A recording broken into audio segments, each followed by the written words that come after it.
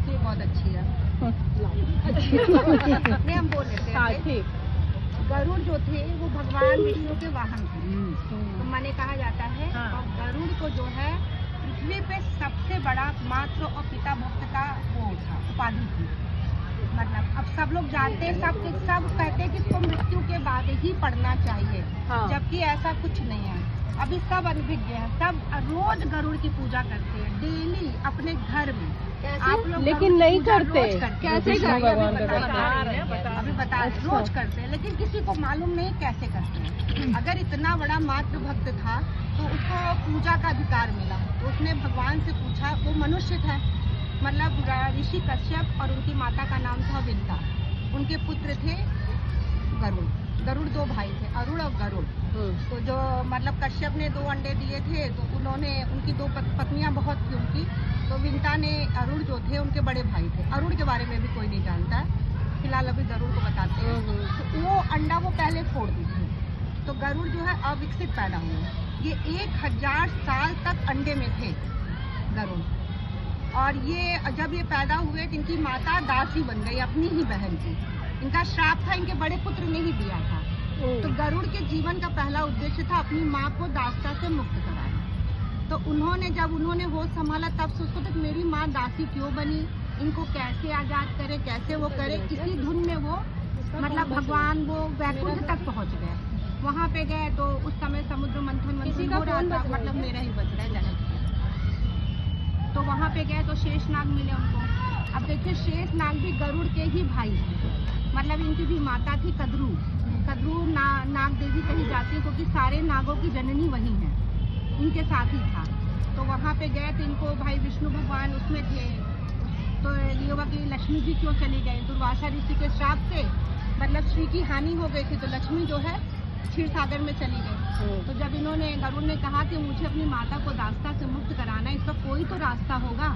लेकिन अब वो जब विष्णु भगवान ध्यान से निकले तब तो कोई रास्ता मिले। तब ये गए वहाँ पे, और ये जो इनकी एक माता थी अदिति, जो देवताओं की जननी थी, उनके पास गए, उनकी रक्षा किए। इनको ये पता चला कि अगर समुद्र मंथन किया जाए तो उसमें से श्री बाहर निकलेंगे, लक्ष्मी जी। तो फिर भाई समुद्र मंथन में मंदराचल पर्वत, बहुत चीज़ें थी, कोई नहीं उठा पाया। लेकिन ये नारायण के भक्त थे, तो ये ओम नमो नारायण करके ये पूरा मंदराचल पर्वत अकेले ही उठा लिए। अकेले उठा कर लेकर आए, समुद्र मंथन हुआ, सब कुछ निकला। भैया ये आए तो इन्होंने, जब इनकी भी माता ने कहा कद्रू ने कि हम तुमको मुक्त कर देंगे बिंदास्ता से, लेकिन तुम्हें उसके लिए अमृत लाना पड़ेगा, जो अमृत देवताओं में बटा था। लेकिन ये स्वयं एक देव थे, लेकिन इसमें अमृत का लालच इनके अंदर नहीं था। तो सारे देवता कहे कि वो अब इसको अपनी माता को मुक्त कराना था। ये पहुँचे तो भाई उनको बोला गया, इंद्र विंद्र सब ने रास्ता रोका कि तुम अमृत नहीं ले जा सकते, क्योंकि ये देवताओं के लिए है। अगर सांप और नाग वंश पी लेगा तो विश्व का विनाश हो जाएगा। ये कहे कुछ भी हो, लेकिन मुझे तो अमृत चाहिए अपनी माता के लिए। ये भैया युद्ध करके सब करके अमृत लेकर आए। तब विष्णु भगवान ने इनको रास्ते में रोका, कहा तुम अपनी भी माता के वचनों पे ध्यान दो कि अगर तुम अमृत मेरे सामने रख दिए तो मैं तुम्हारी माँ को दास्ता से मुक्त कर दूंगा। ये अमृत लाए और अमृत रख दिए, और पहले से प्लान था कि इंद्र आएंगे, वो अमृत उठा ले जाएंगे। तो इन्होंने अपनी माता से कहा कि मैंने अमृत ला दिया है, और उसको एक कलश पे ऐसे रख दिए।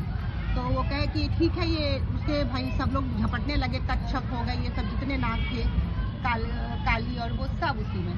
तो ये हुआ कि अभी रुकिए, पहले आपने कहा था मेरी माँ को दास्ता से मुक्त करा देंगे।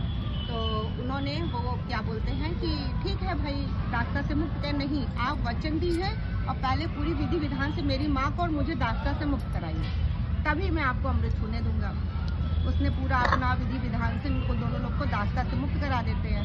जब दास्ता से मुक्त करा देते हैं तभी क्या बोलते हैं, इंद्र आते हैं और कलश उठा करके लेके चले जाते हैं।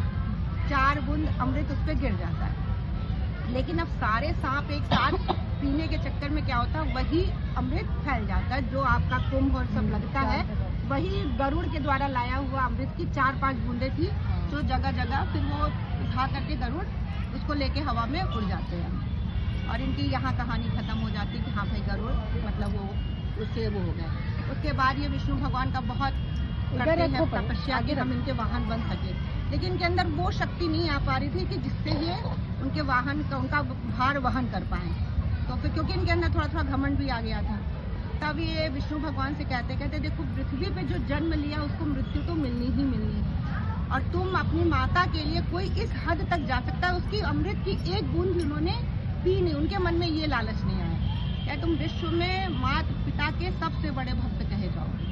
और तब वो कहे कि अगर मान लीजिए मेरी माता पृथ्वी पे है तो मरेंगी तो वो, अब मरने के बाद उनका क्या होगा। तब विष्णु भगवान ने स्वयं अपने मुख से गरुड़ को मरने के बाद और उनके पापों के कर्मों के हिसाब से वो कहानी अपने मुंह से कहते हैं, जो गरुड़ पुराण बना। अब गरुड़ को सबसे बड़ा आशीर्वाद हुआ कि बिना तुम्हारे किसी भी देवता की पूजा नहीं हो सकती है। जब तुम किसी भी जो भी तुम्हारा आवाहन करेगा उसके बाद ही कोई पूजा करेगा। अब आप लोग जानिए कैसे आपके हर घर की मंदिर में घंटी होता है, घंटी में गरुड़ का वास होता है, और बिना घंटी बजाए आप कभी भी किसी भी भगवान की पूजा नहीं कर सकते। जल में गरुड़, बहुत बढ़िया, अच्छी जानकारी, बहुत बढ़िया। अब कैसे कोई कह देता है कि ये मरने के बाद ही आपको पढ़ना चाहिए, जब आप रोज तो गरुड़ की पूजा कर रहे हैं। हाँ, घंटी तो रोज बज रही है। घंटी के ऊपर गरुड़ पुराण, गरुड़ के ऊपर जो नहीं होता है, मेरी दादी कहती थी मेरे